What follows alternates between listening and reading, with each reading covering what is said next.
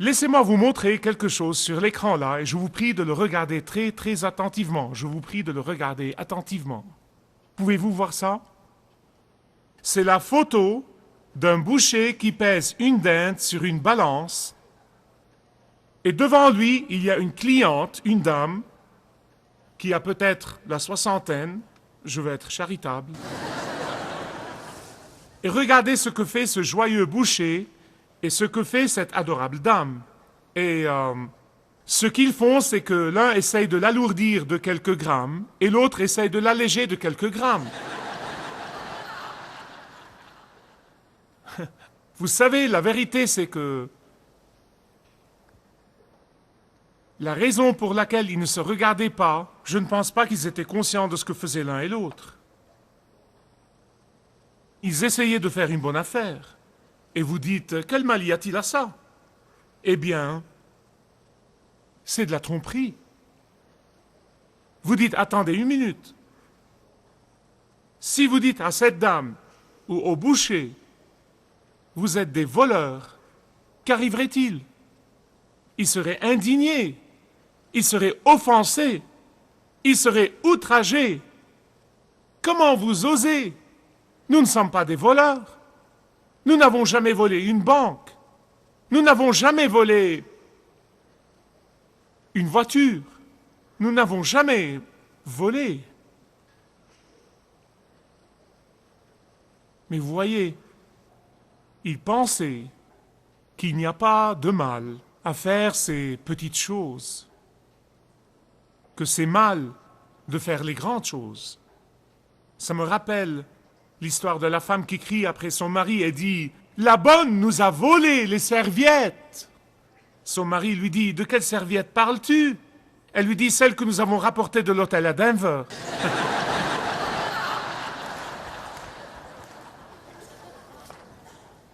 Vous voyez, la plupart des gens pensent que le 8e commandement « Tu ne déroberas point » ne s'applique qu'aux braqueurs de banque, ne s'applique qu'à ceux qui sont des cambrioleurs et voleurs. Mais le mot hébreu pour le vol, le mot ganaf, est un mot qui englobe tout. Il englobe tout, du simple vol au vol à l'étalage, au pickpocket, au détournement, à l'escroquerie, et la liste n'en finit pas. C'est un mot qui englobe tout.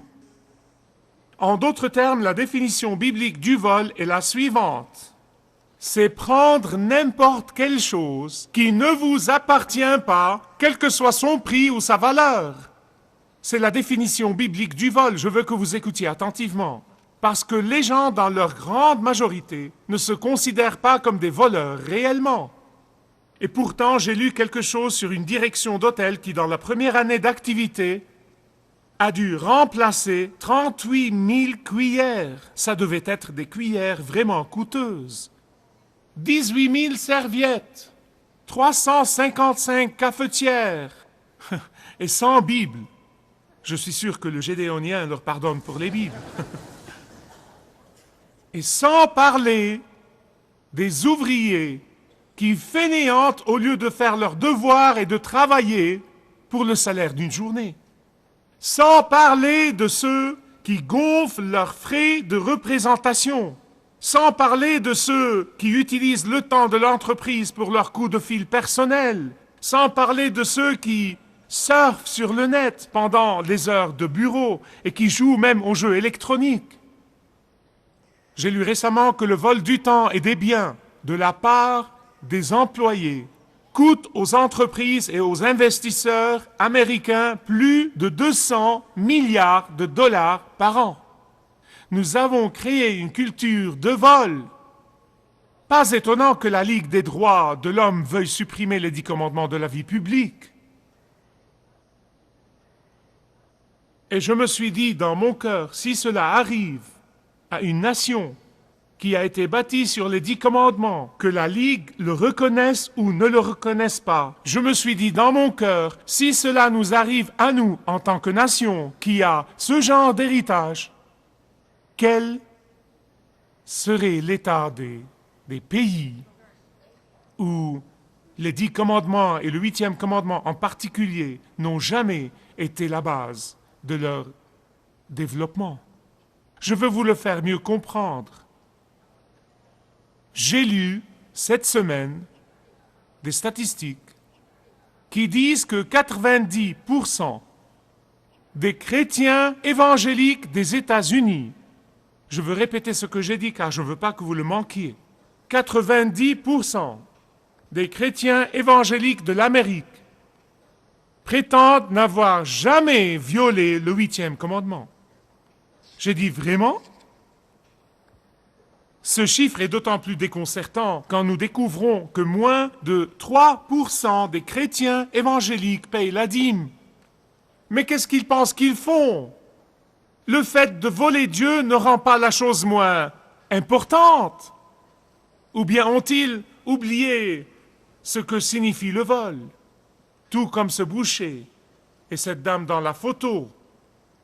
Soit qu'ils ignoraient complètement la parole de Dieu, soit qu'ils en choisissaient ce qu'ils voulaient, comme font la plupart des gens. Je vais vous dire ce que je vais faire dans un instant. Je vais vous demander d'ouvrir un passage biblique. Mais quand je vais nommer ce passage, certains de vous vont se vexer. Faites-moi plaisir et patientez parce que ce que vous allez entendre, ce que je vais vous dire sur ce passage, est différent de tout ce que vous avez entendu jusqu'à présent. Amen? Maintenant, ouvrez Malachie, chapitre 3. À partir du verset 6. Vous savez, en 1990, quelqu'un est entré dans mon bureau et il avait sa Bible, il portait sa Bible avec lui. Et quand je vois quelqu'un venir avec sa Bible, je me mets en état d'alerte. Et je me souviens de tout, non mais pour répondre à toutes les questions. Et cet homme avait surligné Malachie 3 dans sa Bible. Et après le protocole des 2 premières minutes, il a ouvert Malachie chapitre 3. Il m'a dit, laisse-moi te parler de moi. Il m'a dit qu'il traversait une période difficile, qu'il n'allait pas très bien. Et il m'a dit, j'ai entendu mon pasteur, c'était un membre de mon église, il a dit, j'ai entendu mon pasteur dire, si vous payez la dîme, Dieu vous ouvrira les écluses des cieux, et sûr qu'il vous bénira abondamment. Et il m'a lu le passage comme si j'avais vraiment besoin de l'écouter. Mais il me l'a lu et il a dit, tu sais, ça fait 2 mois que je paye la dîme et rien n'est arrivé. C'est l'un de ces cas où vous faites appel à la sagesse de Dieu parce que vous ne savez vraiment pas que répondre. En fait, il n'avait pas besoin d'en dire plus. Et j'avais exactement compris ce qu'il essayait de me dire. Il disait que Dieu n'a pas vraiment tenu ses engagements, que Dieu n'est pas fidèle comme il a promis de l'être, que Dieu n'est pas fidèle à sa parole. C'est ce qu'il essayait de dire. Je me suis efforcé de penser rapidement et de me demander pourquoi il disait ça. Et je me rappelle bien qu'il disait ça parce qu'il y a des personnes qui comprennent Dieu dans Malachie 3, tout comme si il comparait Dieu à un homme d'affaires malhonnête qui essaye de leur vendre une combine pour les enrichir rapidement. Il y a certaines personnes qui considèrent Dieu dans Malachie 3 comme un homme d'affaires qui vient leur prendre leur argent et leur dire « Regardez, vous pouvez doubler votre argent dans 2 mois. » Réellement, c'est la nature humaine, mais j'ai entendu des pasteurs le prêcher de la sorte. Il y a tellement de gens dans la communauté chrétienne qui voient Dieu dans Malachie 3. Ils voient Dieu comme un vendeur, un charlatan. Vous savez, achetez ça de moi et vous guérirez de toutes vos maladies et vous vous débarrasserez de tous vos problèmes. Et vous savez quoi? Ils ne sont pas les seuls. Ils ne sont vraiment pas les seuls. C'est plus épidémique que vous vous rendez compte. Et vous savez quoi? Nous ne sommes pas les seuls à avoir ces pensées dans notre culture. Parce que les gens qui vivaient du temps de Malachie, les gens auxquels le prophète Malachie écrivait, ces gens croyaient la même chose. Vous voyez, la nature humaine ne change jamais. Ils accusaient le Seigneur Dieu d'infidélité. Ils accusaient le Seigneur Dieu de duplicité. Ils accusaient le Seigneur Dieu d'injustice. Ils accusaient le Seigneur Dieu de ne pas les prospérer assez. Et voilà ce que dit Dieu. Écoutez-moi attentivement. Dieu dit, je ne change jamais, jamais, jamais, jamais, jamais. Mais vous aussi. Mais vous aussi. En fait, Dieu leur demande de se détourner de leur mauvaise voie et de changer, de pratiquer la justice. Et évidemment, le problème de ces gens est le même problème de notre temps et de tous les temps. C'est le problème de la grande majorité des chrétiens, les 97%, qui disent qu'ils ne violent pas le 8e commandement. Le même problème. Les temps ont changé, mais pas les gens. Vous savez quel est le problème? Le problème est le suivant. La raison pour laquelle ils volent Dieu, la raison pour laquelle ils ne donnent ni la dîme ni les offrandes à l'œuvre du service, la raison pour laquelle ils ne rendent pas à Dieu l'argent qui lui appartient, mais pensent qu'il est le leur, qu'il leur appartient, c'est qu'ils ne peuvent pas faire confiance à Dieu pour subvenir à leurs besoins. La raison pour laquelle ils ne payent pas la dîme, c'est qu'ils ne peuvent pas faire confiance à Dieu pour subvenir à leurs besoins, pas seulement pour l'instant, mais pour l'avenir aussi. Ils ne payent pas la dîme, mais ils donnent à Dieu les miettes qui restent après que les factures soient entièrement réglées. Parce qu'en fait, ils pensent vraiment qu'ils n'auraient pas assez d'argent pour les régler. Voilà ce que pensent la plupart des chrétiens. Ils considèrent le revenu et leurs ressources comme une tarte coupée en tranches. Et s'ils en donnent un morceau à Dieu, il ne leur en restera que 9. Ce n'est pas le concept biblique. C'est peut-être un concept mathématique, mais ce n'est pas biblique. Au lieu de cela, je veux vous donner le concept de Dieu. Le concept de Dieu est celui d'un silo. Un silo plein de grains. Et chaque fois que vous ouvrez le robinet et vous remplissez le premier seau et vous le donnez à Dieu, Dieu remplit continuellement le silo d'en haut. Et rien ne vous manque. Il subvient à tous vos besoins. Et il vous en reste beaucoup. Écoutez, j'en ai fait l'expérience assez longtemps pour savoir que c'est la vérité absolue. Des milliers de vous en ont fait l'expérience assez longtemps pour savoir que c'est vrai. Que faisaient donc ces gens? Ils volaient Dieu, ils le volaient et ils se justifiaient. Ils se justifiaient à leurs propres yeux. Mais que leur dit Dieu à travers le prophète Malachi? Voici ce qu'il dit. Il dit, est-ce que vous savez où est le problème? Le problème n'est pas un problème d'argent. C'est un problème de cœur. Ça, c'est le vrai problème. Et tous les pasteurs qui prennent ce passage et commencent à focaliser sur l'argent ne comprennent pas. Parce que le point essentiel de Malachi est en fait un problème de cœur qui se manifeste extérieurement dans la dîme et les offrandes. Écoutez-moi, ceux qui donnent chichement à Dieu, et je parle en connaissance de cause car je m'y connais, dans mes tout débuts, je donnais chichement à Dieu. Tu sais, Dieu, si j'avais travaillé dans les affaires, j'aurais gagné beaucoup d'argent, mais je suis dans le ministère et je ne gagne pas beaucoup. Et je lui donnais chichement jusqu'au jour où Dieu m'a fait tomber sur ma face et a établi ma culpabilité. Et je me suis rendu compte que mon problème n'était pas un problème d'argent, mais un problème de cœur. Je ne faisais pas confiance à Dieu. C'était ça le vrai problème. Et je sais que c'est un problème pour nous tous. Je doutais que Dieu subviendrait à tous mes besoins. Oh, je me fiais à Dieu pour mon salut. Pouvez-vous l'imaginer? Je lui confiais mon âme, mais je ne lui confiais pas mon argent.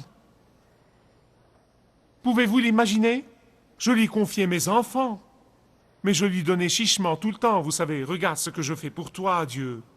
Jusqu'au jour où Dieu m'a dit, fais ma confiance, et immédiatement. Je n'avais pas assez confiance en Dieu pour payer la dîme et les offrandes en premier lieu, au lieu de lui donner les miettes qui restent. Je veux vous dire une chose, écoutez-moi. Le 8e commandement est une affaire de faire confiance à Dieu, réellement. Le 8e commandement est une affaire d'intendance. Le 8e commandement est une affaire d'être un bon administrateur et un bon intendant de tout ce que Dieu met entre vos mains. Et ne vous y trompez pas, c'est lui qui le met. Il vous donne le souffle le matin pour vous lever et aller travailler. S'il vous retire ce souffle, vous crevez. Et que va-t-il arriver?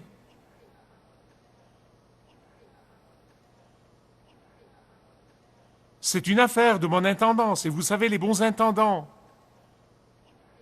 ne sont pas avides. Les bons intendants ne sont jamais avides. Écoutez-moi. J'ai entendu tellement de chrétiens parler d'avidité que je pense que beaucoup de chrétiens se méprennent sur le sens de l'avidité, réellement. Vous voyez, certains parlent de l'avidité dans le sens de vouloir davantage de ceci ou de cela. Non, non, non. Ce n'est pas l'essence de l'avidité. Écoutez-moi attentivement. L'essence même de l'avidité, c'est désirer quelque chose qui ne vous appartient pas. L'essence même de l'avidité, c'est désirer quelque chose gratuitement.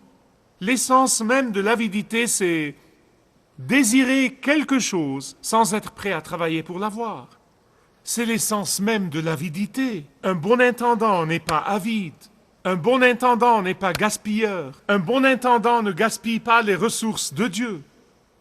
Il ne dépense pas toutes les ressources sur sa personne pour dire par après « je n'ai pas assez ». Vous savez, je suis un peu fanatique au sujet du gaspillage. Et je sais que je rends ma famille folle et je rends mon personnel fou, mais j'ai horreur du gaspillage. Réellement, j'étais vraiment pour le recyclage avant même que le recyclage soit à la mode. J'ai plusieurs moyens d'utiliser un bout de papier. Gaspiller et dissiper et ne pas rendre à Dieu ce qui appartient à Dieu, et non seulement une mauvaise intendance, mais la Sainte Bible l'appelle du vol aussi. Elle l'appelle voler Dieu. Écoutez-moi bien sur ce point, c'est très important. Les bons intendants travaillent dur, réellement. Si le patron s'attend à ce que vous travaillez 40 heures, travaillez 50 au lieu de 30, en fainéantant sur 10. C'est ça le bon intendant. Le bon intendant, si le patron s'attend à ce qu'il fasse quelque chose en 10 jours, il le fait en 9, pas en 12. Je sais que c'est un message dur. Regardez, laissez-moi vous expliquer une chose. Dieu, le Saint-Esprit, travaille sur moi plus que je travaille sur vous. Et j'espère qu'il travaillera davantage sur moi que sur vous. Je me promenais à pied l'autre jour avec ma femme, nous nous promenions dans la rue. Et voici un ouvrier qui travaille dans le quartier. Et en fait, je salue tout le monde de la main en passant. Et ce type m'a rendu mon salut. Il m'a soudain rendu mon salut. Il m'a dit « Révérend Youssef !» Je me suis retourné et j'ai dit « Salut, comment vas-tu ?» Il m'a dit « Je vous écoute tout le temps et j'aime vos messages. Parfois. » Non mais il criait à tue-tête et tous les voisins l'écoutaient. Non mais... Il a dit, ils me font mal parfois. J'ai dit, que Dieu te bénisse, arrête de parler à voix haute. Je ne l'engagerai jamais comme directeur de relations publiques. Mais écoutez, c'est l'attitude d'un intendant. Récemment, nous avons revisité le Wesley Center à Londres. Je voulais que Joshua soit avec moi. Il était là avec moi pour 2 jours parce que je suis inspiré chaque fois que j'y vais et que je vois et j'entends l'histoire de John Wesley. Son histoire m'inspire beaucoup et influe sur ma vie. Donc, nous sommes allés et j'ai pensé, vous savez, Joshua sera inspiré. Et une dame adorable au centre nous rappelle à nouveau, elle dit, vous vous souvenez bien sûr que monsieur Wesley disait tout le temps, gagnez tout ce que vous pouvez, épargnez tout ce que vous pouvez et donnez tout ce que vous pouvez. Au lieu de notre devise d'aujourd'hui qui dit « Gagnez tout ce que vous pouvez, conservez tout ce que vous gagnez et asseyez-vous sur le couvercle ». Wesley lui-même gagnait milliers sur milliers sur milliers de livres sterling de la vente de ses livres et ses enregistrements. Mais vous savez quoi? Il donnait tout aux gens. Il avait moins de 2 livres sterling, 2 livres dans sa propriété quand il est décédé. Mais Wesley a changé le monde, comme très peu de personnes l'ont changé. Dans Malachie chapitre 3, Dieu dit ce qui suit.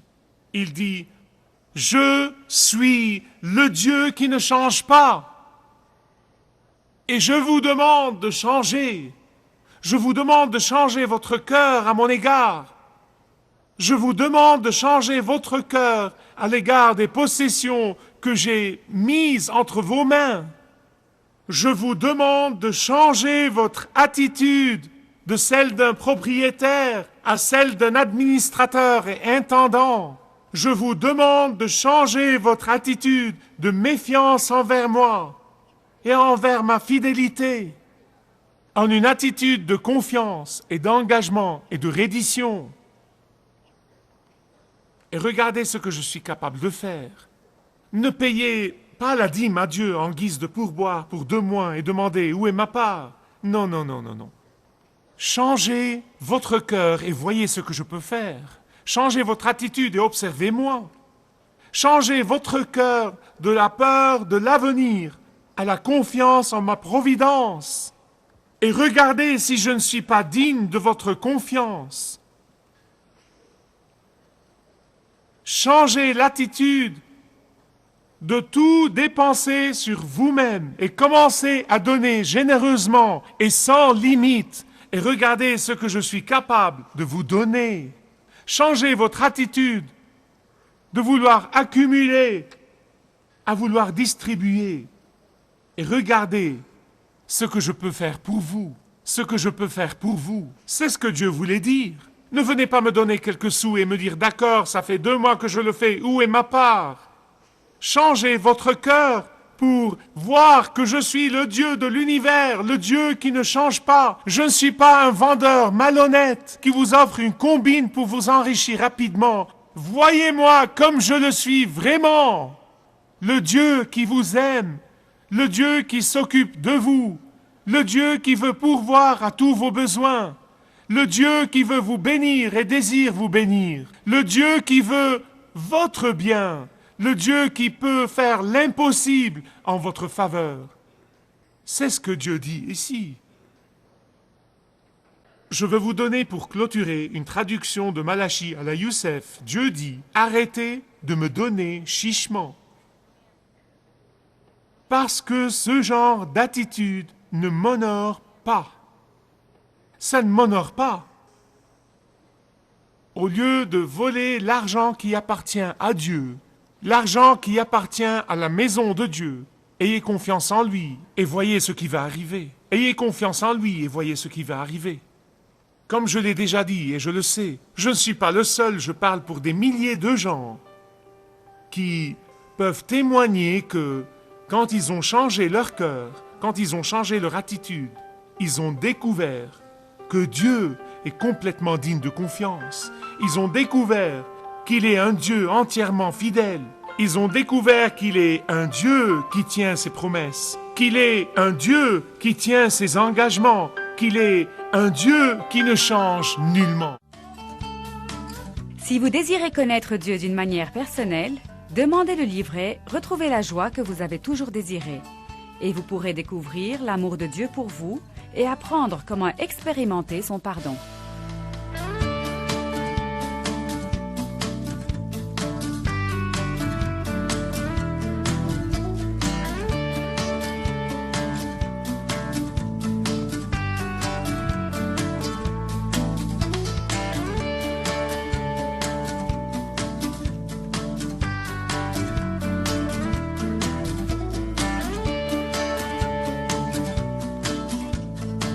Si vous avez une relation personnelle avec Dieu et vous êtes intéressé à marcher plus intimement avec lui, demandez le livret « 7 pas sur le chemin de la foi » qui vous guidera dans une relation plus profonde avec votre Père Céleste. Demandez votre livret gratuit.